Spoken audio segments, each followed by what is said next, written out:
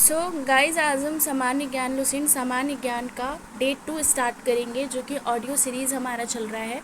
तो आज हम प्रथम पंचवर्षीय योजना से स्टार्ट करेंगे। प्रथम पंचवर्षीय योजना 1951 से 56 ईस्वी तक चली थी। यह योजना हेरोड डोमर मॉडल पर आधारित थी। इस योजना का मुख्य उद्देश्य अर्थव्यवस्था के संतुलित विकास की प्रक्रिया आरंभ करना था। इस योजना में कृषि को उच्च प्राथमिकता दी गई। यह सफल योजना रही तथा इसने लक्ष्य 2.1% से आगे 3.6% विकास दर को हासिल किया। इस योजना के दौरान राष्ट्रीय आय में 18% तथा प्रति व्यक्ति आय में 11% की कुल वृद्धि हुई। इस योजना काल के दौरान कई बड़ी सिंचाई परियोजना शुरू की गई, जैसे भाखड़ा नांगल परियोजना, ब्यास परियोजना, दामोदर नदी घाटी परियोजना इत्यादि। इस योजना काल में सार्वजनिक उद्योग के विकास की उपेक्षा की गई तथा इस मद में मात्र 6% राशि खर्च की गई। सामुदायिक विकास कार्यक्रम का प्रारंभ 1952 में किया गया, जो कि प्रथम पंचवर्षीय योजना के ही अंतर्गत था। द्वितीय पंचवर्षीय योजना 1956 से 61 ईस्वी तक चलाई गई। यह योजना पीसी महालनोबिस मॉडल पर आधारित थी। इसका मुख्य उद्देश्य समाजवादी समाज की स्थापना करना था। इस योजना में देश के जीवन स्तर को ऊंचा उठाने के लिए 5 वर्षों में राष्ट्रीय आय में 25% की वृद्धि करने का लक्ष्य निर्धारित किया गया था। इस योजना में लक्ष्य 4.5% से कम 4.1% विकास दर को हासिल किया। इसमें भारी उद्योगों व खनिजों को उच्च प्राथमिकता दी गई तथा इस मद में सार्वजनिक क्षेत्र के व्यय की 24% राशि व्यय की गई। द्वितीय प्राथमिकता यातायात व संचार को दी गई, जिस पर 28% राशि व्यय किया गया। अनेक महत्वपूर्ण वृहत उद्योग जैसे दुर्गापुर, भिलाई, राउरकेला के इस्पात कारखाने द्वितीय पंचवर्षीय योजना के दौरान ही स्थापित किए। तृतीय पंचवर्षीय योजना 1961 से 66 ईस्वी तक चलाई गई थी। इस योजना का उद्देश्य अर्थव्यवस्था को आत्मनिर्भर बनाना तथा स्वतः स्फूर्त अवस्था में पहुंचाना था। यह योजना अपने लक्ष्य 5.6% की वृद्धि दर को प्राप्त करने में असफल रही तथा 2.8% प्रति वर्ष की वृद्धि दर ही प्राप्त कर सके। इस योजना में कृषि व उद्योग दोनों को प्राथमिकता दी गई। इसी योजना के अंतर्गत 1964 में पूर्व सोवियत संघ के सहयोग से बोकारो, जो कि झारखंड में है, बोकारो आयरन एवं स्टील इंडस्ट्री की स्थापना की गई। इस योजना की असफलता का मुख्य कारण भारत चीन युद्ध, भारत पाक युद्ध तथा अभूतपूर्व सूखा था। इस योजना के दौरान सरकार द्वारा बनाई गई कृषि नीति ने हरित क्रांति को जन्म दिया। भारत में हरित क्रांति के जनक कृषि वैज्ञानिक MS स्वामीनाथन को कहा जाता है। विश्व हरित क्रांति के जनक नॉर्मन E बोरलॉग है।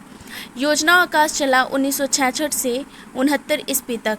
इस अवधि में 3 वार्षिक योजनाएं तैयार की गईं। इस अवकाश अवधि में कृषि तथा संबद्ध क्षेत्र और उद्योग क्षेत्रों को समान प्राथमिकता दी गई। योजना अवकाश का प्रमुख कारण भारत पाक संघर्ष तथा सूखा के कारण संसाधनों की कमी, मूल्य स्तर में वृद्धि रही। इस दौरान 3.8% की वार्षिक वृद्धि दर प्राप्त हो सकी। भारत में योजना अवधि में 3 बार योजना अवकाश आया। चतुर्थ पंचवर्षीय योजना 1969 से 74 ईस्वी तक चलाई गई।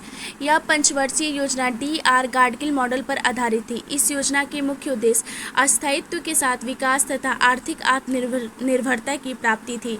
इस योजना में समाजवादी समाज की स्थापना को भी विशेष रूप से लक्षित किया गया।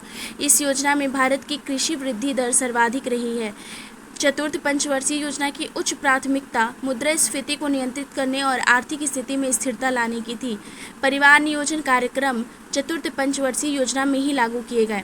इस योजना में क्षेत्रीय विषमता दूर करने के उद्देश्य के साथ विकास केंद्र उपागम की शुरुआत की गई। संसाधन आधारित कार्यक्रम, समस्या आधारित कार्यक्रम, लक्षित समूह उपागम, प्रोत्साहन दृष्टिकोण और व्यापक क्षेत्र उपागम आदि विकास केंद्र उपागम के घटक थे।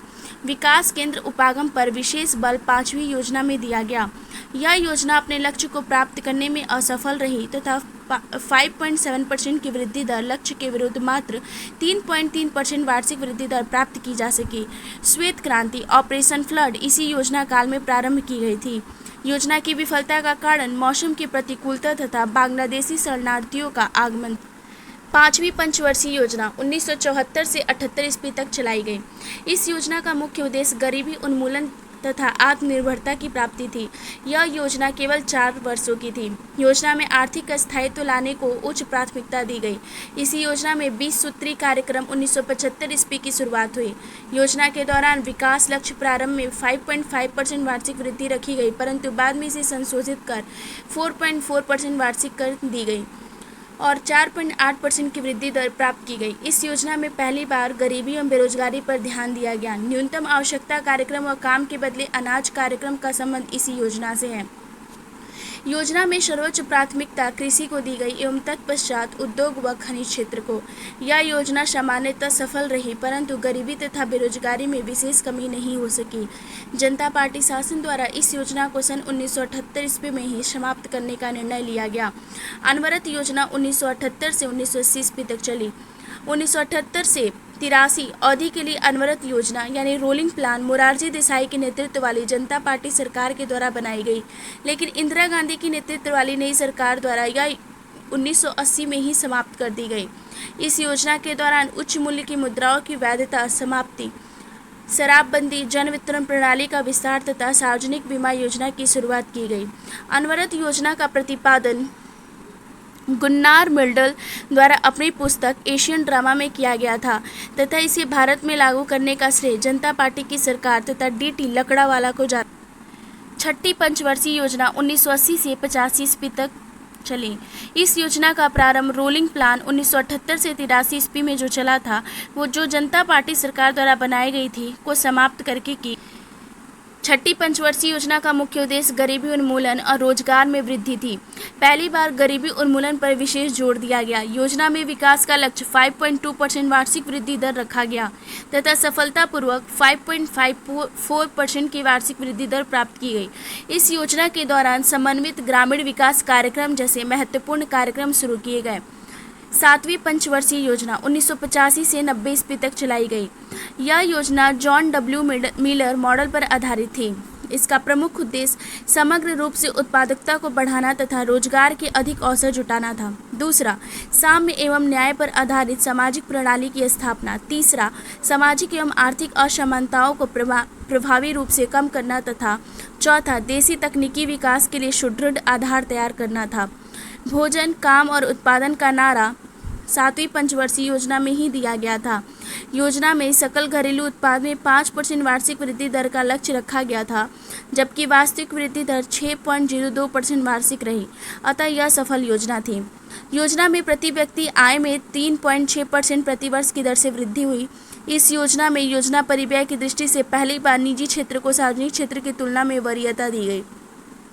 इस योजना में जवाहर रोजगार योजना जैसी महत्वपूर्ण रोजगार परक कार्यक्रम प्रारंभ किया गया। योजना का 1990 से 92 ईस्वी तक चला। 1 अप्रैल 1990 से 31 मार्च 1992 तक राजनीतिक अस्थिरता एवं आर्थिक संकट के कारण एक वर्षीय योजना बनाई गई। नोट: आदेशात्मक योजना में सरकारी तंत्र अर्थव्यवस्था के विनियामक एवं मुख्य विकास एजेंट की भूमिका निभाता है। वहीं निर्देशात्मक योजना में सरकारी तंत्र अर्थव्यवस्था में सहयोगी की भूमिका में होता है। भारत में 1991 ईस्वी के पूर्व आदेशात्मक योजना लागू थी, जबकि 1991 ईस्वी के बाद से निर्देशात्मक योजना लागू है। डे 3 में हम 8वीं पंचवर्षीय योजना से लेकर 12वीं पंचवर्षीय योजना तक कवर करेंगे। Keep watching, keep learning. Thank you.